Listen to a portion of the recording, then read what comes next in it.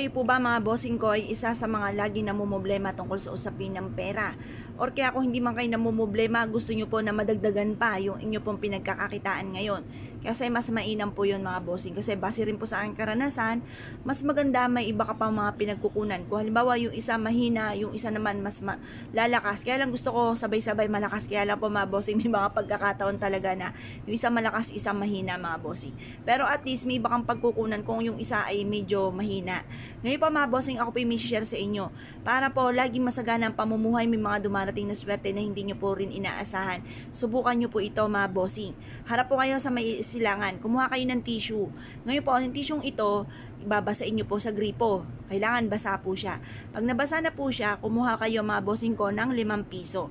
Ngayon pa mga bossing, ganyan po yung mga 5 piso ko kasi binabad ko po yun sa asin. Marami po akong mga barya na binababad sa asin or binababad po mga bossing ko sa bawang, kagaya po niyan.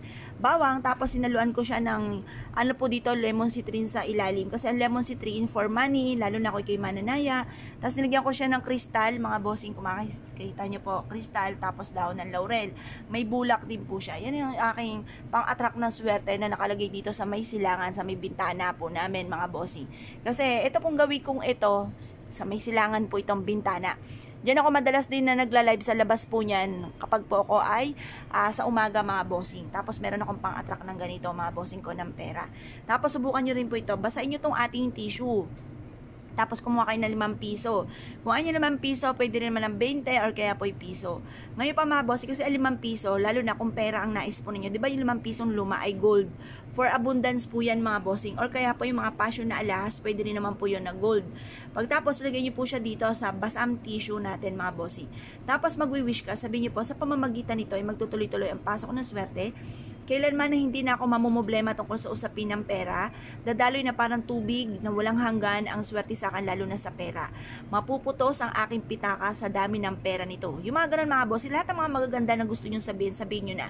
Magkakaroon ako ng malaking bahay, magkakaroon ako ng sasakyan, magkakaroon ako ng negosyo na dito na ako yayaman, magkakaroon ako ng, basta kung ano po yung lahat ng nais po ninyo. Or kaya, single ka, gusto nyo na maka-attract ng swerte, pwede rin po ito. Pangkalahatan po ito mga bossing. Pero syempre, ang pinakamayor nito ay pera. Pera po ang pinaka-the best dito. Babasain nyo po itong tissue ha, mga bossing. Pagkatapos mga bossing ko, ito po ibibilad nyo lang hanggang alas 8 ng sinag ng araw. Tapos, tutupiin nyo po siya. Pero yung pagbibilad, nakatupi na po itong ating tissue. Ayan, nakabalot na po siya sa basa na tissue. Pagkatapos, ibilad nyo lang po siya sa sinag po ng araw. Pagtapos ng alas 8 ng umaga, kunin nyo siya, basa-basa pa po yan. Tapos, isiksik nyo po ito sa mataas na lugar, mga bossing. Makakatulong po itong ating 5 piso. Tapos, yung basan tissue, kasi yung tissue, di ba, papel din po yan. Nagmula po yan sa kalikasan, swerte po ang dulot po niyan. Tapos, itong ating barya, ang barya ay metal, mas magiging fighter kasama ng buhay, at ang kulay niya ay gold, gold for abundance. Ang bilog para mabilis gumulong ang magandang kapalaran. The best na meron tayong ganito mga bossing ko. At habang ikay nagwi-wish, naniniwala ka na matutupad lahat ang inyong kahilingan. Yan ang kagandahan sa mga pampaswerte. Nagiging positibo ka sa buhay. Na naniniwala ka kaya mo to gagawin dahil kayo ay suswertihin. Yun po ang isa sa mga pinaka-the best sa paggawa ng mga pampaswerte. Na mas nagiging positibo sa buhay ang tao na gumagawa nito.